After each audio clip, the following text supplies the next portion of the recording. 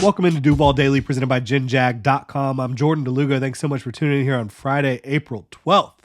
The Jaguars, are they interested in targeting day two receivers? We already know that the Jaguars have met with Tez Walker, the North Carolina receiver, by way of Kent State on a top 30 visit. We already did a show on him. You can go check that out. This week, we learned about a couple more potential day two targets the Jaguars are hosting for 30 visits. Jaylen McMillan out of Washington, Jermaine Burton out of Alabama. So that's three guys that are probably coming off the board late second to early day three range. We're going to talk about them here today. McMillan and Burton. I already talked about Tez Walker. So we're going to dive into it. If you enjoy the content here, please like, subscribe, hit that notification bell. Easiest way to support the channel. If you want to support the channel further, you can also check out genjag.com/shop and pick up some new Duval gear. That really helps us out with what we're doing here. Appreciate y'all. Thank y'all so much for tuning in every day. So we're going to start with Jaylen McMillan, then talk about Jermaine Burton, talk about the idea of the Jaguars drafting a wide receiver on day two, maybe early day three. So Jaylen McMillan, one of three Washington Husky wide receivers that is going to be drafted in this wide receiver class, which is just absurd. And he's 6'1", 197 pounds, 4.47 40-yard dash, 37-inch vert, 127-inch broad. Pretty good short shuttle and three cone, 10-inch hands, very big hands. He's not going to drop a lot of footballs. Long arms as well, so he's got good length, good overall measurables and testing. He's not like elite in any one area per se, but very good all around. He's an explosive athlete. He's got good length when you talk about just the measurables and testing. And then you talk about watching him at Washington. Mostly in the slot the last couple years for the Huskies, but did play more outside in 2021 and was effective in that role for them. To me, this is a guy that projects to the NFL as a Z/slot target.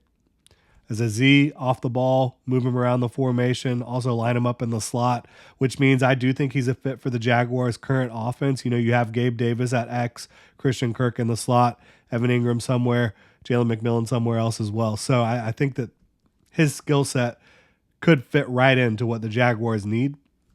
Is he a true wide receiver one? Absolutely not. But I think he could make sense for this Jaguars offense in a role. What do I like about his game? Route running. He can route you up at an extremely high level. He does not have the physicality that you necessarily are looking for, but I think he has a lot of enticing traits. Again, not going to be the most effective blocker or guy that's getting off press early on in his career. Those aren't going to be the areas he excels early. But again, as a Z, you can move him around the formation. You can get guys a little bit more free releases as Zs and slot receivers, right? You're not as worried about beating press or blocking necessarily, but he creates so much space at the top of his stem, separation. Shoulder fakes, head fakes, dynamic change of direction, length, can extend away from his frame to go get the football. He tracks the football very well down the field. Not a big-time contested catch guy, but he will go up and get the football if there's just a little bit of space for him to do so. Has some yak ability as well. On the move, he can make you miss a little bit in space. He can run through an arm tackle or two. I think he's a better receiver, pure receiver, than Zay Jones is, but not as good a blocker. So I think they can complement each other a little bit in 2024 and be that Z outside receiver opposite Gabe Davis and bring different elements to that role. So if the Jaguars are looking at Jaylen McMillan, if they want to take him at 48, to me, that would be a little early. There will definitely be higher ranked prospects on my board at 48 overall. But like in the third round, if they were going to draft him at 96 or even trade up a little bit to get him or trade down from 48, that could work. I do have a late second round grade on Jaylen McMillan. So I really like the skill set he brings to the field. I think there's some Marvin Jones to his game. Obviously, I'm talking about early career Marvin Jones, not late career Marvin Jones, where he was in Jacksonville and wasn't really running as fast as he originally did. But they have some similarity, some length, the ability to run routes very crisp, very snappy, and go up and extend for the football. Then you talk about Jermaine Burton. On the field, to me, he's an easy second-round pick. Does not drop the football. He's 6 foot, 196 pounds, 38.5-inch vert, 133-inch broad, 4.45 40-yard dash. Very good tester. Very good athlete. Aligned mostly outside at Alabama after transferring over there from Georgia. He's quick, slippery, a good route runner, comes down with contested catches at a high rate, can run away from you.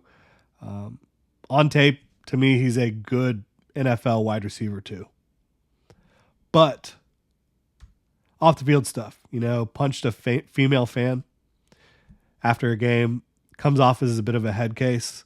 Both coaching staffs he's been with at Georgia and Alabama, not big fans of this guy. So I'll just be honest with you. I just wouldn't. Personally, it would have to be super late in the draft for me to pull the trigger on Jermaine Burton. Because I don't need to be wasting a second or third or even fourth round pick on a guy who I don't have confidence that they're going to be the type of player we need in our building. Because there's other guys out there in the second, third, fourth, even fifth round that I know I have confidence in their physical ability and confidence in what they show on the field and off the field. So for me, maybe a team does land him and he gains maturity and perspective and starts to kind of fit into that locker room and be a guy you can rely on. But I can't get there right now with Jermaine Burton. So I would just be out unless it's a very late round pick. Because again, I think this draft has a lot of depth in a lot of areas, including wide receiver. And even if Jermaine Burton might have a little bit better tape than some of these other guys, I'll take the shot on some other guys that I feel more confident in their ability to be professional and fit into a locker room and not embarrass you. That's just me personally. I'm not looking for choir boys necessarily, but I'm also looking for players that are, again, professional and want to get the job done, for themselves and for their team. It is clear, though, that the Jaguars are doing their homework on these mid-round receivers. Bottom line, you've now had 3 top 30 visits on receivers projected to go, day 2 or early day 3. And for me, if the Jaguars don't want to go wide receiver round 1 or go pursue a veteran in a trade or what have you, if the Jaguars want to wait until after round 1 to go get a receiver, Jaylen Polk would be my guy. And he might not make it to 48 overall where the Jaguars pick in the second round. He certainly shouldn't, in my opinion. But my rankings for the Jaguars of the guys that they've hosted so far in these top 30 visits, again, Tez Walker, Jalen McMillan, Jermaine Burton. For me, Tez Walker would be 1A. He has more vertical speed. I think he's going to thrive more on the vertical plane than Jalen McMillan would be, who would be 1B. I like both of those receivers a lot. I would not take either of them at 48. But again, in a trade down scenario or a trade up from 96 or even at 96, I'd be really fired up to land a Tez Walker or a Jalen McMillan. Jermaine Burton is third on the list. And again, I just wouldn't unless it's really, really late in the draft because I cannot trust what I've heard about him off the field. Just can't do it. And this is a guy that has a chance to be a powder keg. And you do not need that, in my opinion, on a team that is looking to, regain their footing in this NFL, in the 2024 NFL season. A team trying to make it back to the playoffs. A team trying to win more than one game in the playoffs, right? The goal is not to get back. It's to win the Super Bowl. We will see how it plays out for the Jaguars at the wide receiver position. They're definitely interested in pursuing wide receivers this offseason.